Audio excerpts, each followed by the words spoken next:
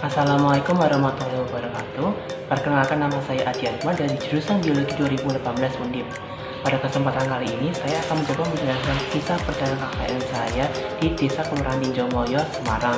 Yuk ikuti kisahnya.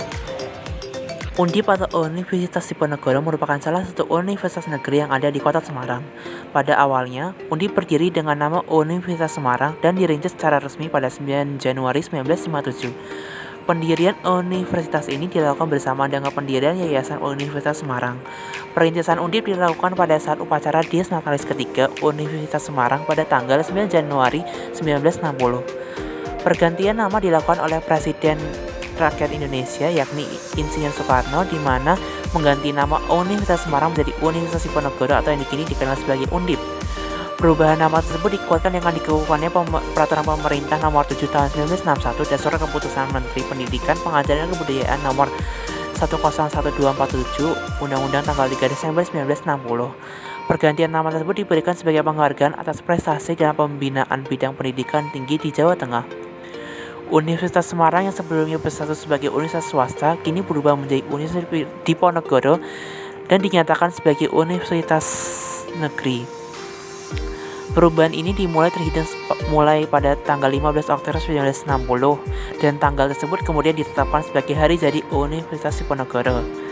Identitas Undip sebagai universitas telah dikembangkan dan telah berkembang secara pesat hingga di mana Undip sebagai universitas negeri hingga saat ini tercantum terhadap beberapa gelar, yakni seperti status perguruan tinggi negeri atau PTN, status badan layanan umum, dan status perguruan tinggi negeri yang berbadan hukum. Dalam proses pengajarannya, Undip memiliki berbagai penggelaran kegiatan untuk mahasiswanya, baik secara akademik maupun non-akademik. Salah satu dari kegiatan tersebut yakni adalah KKN. KKN atau singkatan dari Kuliah Kerja Nyata merupakan salah satu mata kuliah wajib bagi mahasiswa Undip yang telah mencapai persyaratan tertentu. Bagi mahasiswa yang telah mengumpulkan SKS sebanyak 110 yang umumnya dicapai saat mencapai semester 6, dianjurkan untuk mendaftarkan kegiatan KKN. KKN di Undip dilaksanakan 2 periode setiap tahunnya. Kegiatan KKN bisa disebut sebagai kegiatan pengabdian terhadap masyarakat di wilayah tertentu. Pada kegiatan KKN Tim 2 tahun 2021 yang dilaksanakan mulai tanggal 30 Juni hingga 12 Agustus 2021 ini, saya ditempatkan di Kelurahan Tinjomulyo, Kecamatan Banyumanik, Semarang, Jawa Tengah. Kelurahan Tinjomulyo merupakan salah satu dari 116 kelurahan yang secara administratif terdaftar di Kota Semarang. Saat ini, Kelurahan Tinjomulyo dipimpin oleh Ibu Lurah Dewi Miridiana, Sarjana Ekonomi. Kelurahan Tinjomulyo merupakan salah satu dari 11 kelurahan yang ada di wilayah Kecamatan Banyumanik, yang dimana terletak di paling ujung kecamatan dan merupakan perbatasan dengan Tol Jatingaleh Krapyak. Kelurahan Tinjomulyo terbagi atas 8 rukun warga dan tersebar di seluruh wilayah Tinjomulyo. Sebagai wilayah, Kelurahan Tinjomulyo telah memiliki prasarana dan prasarana yang cukup berkembang. Hal tersebut dapat dilihat dari banyaknya pembangunan fasilitas seperti sarana kesehatan yang berupa rumah sakit, apotek, bidan, klinik, dokter praktik, dan praktik dokter bersama. Dan kemudian ada sarana pendidikan yang tersedia mulai dari jenjang PAUD, TK, SD, dan SMP, dan sarana pendidikan lainnya. Kemudian ada sarana olahraga lain seperti lapangan olahraga dan lapangan golf yakni golf gombel. Adapun sarana perekonomian yang tersebar di seluruh Kelurahan Tinjomulyo seperti toko, ruko, minimarket, pasar, bank, hotel, dan sebagainya. Tidak hanya itu, Kelurahan Tinjomulyo juga memiliki berbagai potensi yang bisa dikembangkan. Antara lain seperti adanya pemberdayaan home industri yang bergerak di beberapa bidang. Salah satu bidangnya yakni bidang kuliner. Beberapa produk dari bidang kuliner home industry tersebut antara lain seperti bandeng presto, tempe, telur asin, ekrol, tahu bakso, sirup belimbing wulu, dan lainnya. Selain kuliner, ada pun home industry yang bergerak di bidang kerajinan seperti pembatik, kerajinan rajut, pembuatan tas, dompet, dan lainnya. Selain itu, ada pun pembentukan kelompok tani Banjarsari yang terletak di Kelurahan Tinjomulyo RW 1 yang memberdayakan potensi peternakan dan pertanian yang ada di wilayah tersebut. Adapun unit pengelolaan air bersih yang tersebar di beberapa titik Kelurahan Tinjomaya. Pada kesempatan KKN kali ini, saya ditempatkan di RW 1 di RT 3 Kelurahan Tinjomaya. Berdasarkan survei yang telah dilakukan di sekitar wilayah Tinjomaya, khususnya di daerah RW 1, ada beberapa permasalahan yang dapat ditemukan di wilayah tersebut. Masalah utama wilayah saat ini berkaitan dengan pandemi COVID-19 yang saat ini tengah melanda Indonesia. Dengan Semarang sebagai wilayah yang cukup rawan kasus penularan virus COVID-19, hal tersebut membuat pemerintah menerapkan PPKM di berbagai wilayah di seluruh Indonesia, termasuk tidak terkecuali adalah Semarang. Adanya pembatasan PPKM ini mempengaruhi berbagai aktivitas masyarakat demi alasan menjaga protokol kesehatan yang dimana ditujukan untuk menekan rantai penularan COVID-19. Akibat dari PPKM tersebut, terjadi pembatasan aktivitas oleh warga yang dimana berdampak pada pembatasan mobilitas dari masyarakat yang menjadi minim. Dan hal tersebut juga perlahan berdampak pada roda perekonomian masyarakat. Masalah lain yang timbul dari pandemik ini juga dapat dilihat dari beberapa kalangan masyarakat yang belum dapat menerapkan protokol kesehatan dengan baik. Berdasarkan pengamatan dan survei yang dilakukan sebelumnya, masih ada warga yang tidak memakai masker saat berpergian ataupun saat berinteraksi dengan warga lain, ataupun ada warga yang tidak menjaga antar satu sama lain dan tidak menjaga jarak yang sudah ditentukan untuk protokol kesehatan. Selain masalah yang berkaitan dengan COVID-19, ada pun beberapa masalah lain seperti kurangnya penguasaan teknologi bagi masyarakat setempat. Menurut konfirmasi dari wawancara perangkat kelurahan dan RW, sosialisasi secara daring tidak memungkinkan atau sulit untuk dilakukan dikarenakan warganya yang kurang menguasai penggunaan teknologi.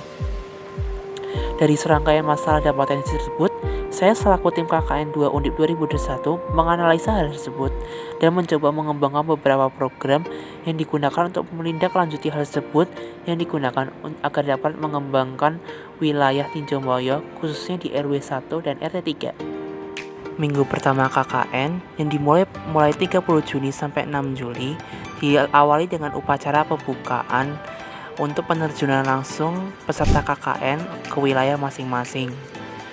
Kemudian, kegiatan di minggu 1 dilanjutkan dengan perizinan kepada perangkat wilayah lokasi KKN. Perizinan tersebut meliputi dari pihak kelurahan, RT, dan hingga RW. Selain itu, kegiatan minggu 1 juga dilakukan survei awal lokasi KKN untuk menentukan permasalahan dan kondisi yang ada di wilayah KKN yang akan dijadikan tempat program yang akan dilaksanakan.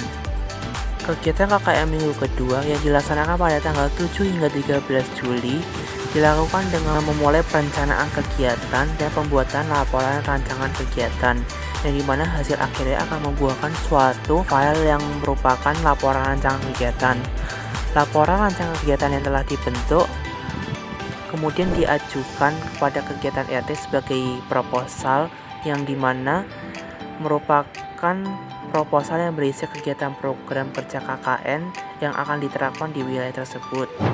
Pada minggu kedua juga dilaksanakan kegiatan pendistribusian sembako PPKM Mikro oleh kelurahan yang dimana mahasiswa Undip yang terlibat dalam tim KKN 2 Undip 2021 yang ditempatkan di Tinjomaya juga ikut andil dalam membantu pendistribusian sembako tersebut.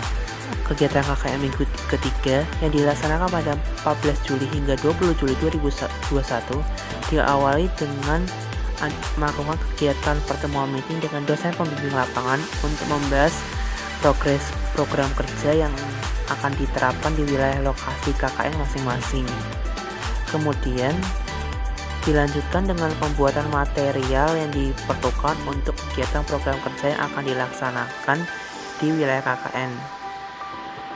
Dari saya sendiri, saya membuat 2 jenis program KKN, yakni program Bank Bibit Bersama dan program sosialisasi penerapan 3M atau mencuci tangan, menjaga jarak, dan memakai masker yang dilakukan dengan sosialisasi dengan pembuatan poster.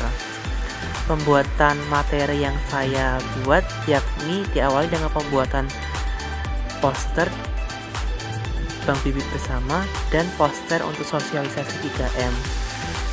Setelah poster selesai didesain dengan menggunakan Adobe Illustrator, kemudian dilakukan sosialisasi secara online dengan penyebaran poster softfile kepada pihak ketua RT untuk disebarkan dan disosialisasikan kepada warganya. Kemudian dilakukan dengan persiapan program Bank Bibit Bersama dengan pemesanan bibit dan pembuatan box Bank Bibit Bersama. Kegiatan KKN minggu keempat yang dilaksanakan pada tanggal 21 Juli hingga 27 Juli 2021 dilaksanakan dengan melakukan instalasi box Bank Bibit Bersama di sekitar wilayah lokasi KKN. Setelah dilakukan instalasi Bank Bibit Bersama, kemudian dilanjutkan dengan pemasangan poster sosialisasi 3M di sekitar wilayah KKN dan diikuti dengan pemasangan poster tentang pengenalan Bank Bibit Bersama. Setelah dilakukan pemasangan poster di sekitar wilayah lokasi KKN, kemudian dilanjutkan dengan sosialisasi dan monitoring kegiatan 3M pada warga sekitar wilayah lokasi KKN. Sosialisasi di wilayah KKN dilaksanakan secara door to door mengingat kondisi wilayah yang dimana warganya tidak memiliki penguasaan teknologi yang tinggi. Kegiatan KKN minggu kelima yang dilaksanakan pada tanggal 28 Juli hingga 3 Agustus merupakan lanjutan dari program kerja minggu keempat, yang dimana dilakukan monitoring terhadap sosialisasi penerapan 3M di sekitar wilayah lokasi KKN dan juga dilakukan monitoring terhadap penerapan Bank Bibit Bersama, di mana dilihat seberapa jauh warga memanfaatkan Bank Bibit Bersama dengan melihat seberapa banyak biji dan benih yang ada di dalam box tersebut. Dan pada minggu kelima juga ada kegiatan vaksinasi di kelurahan, yang dimana tim KKN 2 Undip yang ditempatkan di Kelurahan Ninjomulyo juga ikut andil untuk membantu kegiatan vaksinasi tersebut. Kegiatan KKN minggu ke-6 yang dilaksanakan pada 4 hingga 10 Agustus 2021 dilaksanakan evaluasi program yang telah dilaksanakan di wilayah KKN, kemudian dilanjutkan dengan penyelesaian laporan KKN, dan kemudian lanjut pada minggu ke-7, yakni yang dimulai pada tanggal 11 Agustus hingga 12 Agustus 2021 dilakukan upacara penerimaan kembali peserta KKN yang menandai berakhirnya kegiatan KKN Tim 2 tahun 2021. Gimana kisahnya, seru kan kisah perjalanan di Desa Ninjomulyo? Sekian dari saya, mohon maaf bila ada kesalahan dalam tutur kata. Wassalamualaikum warahmatullahi wabarakatuh.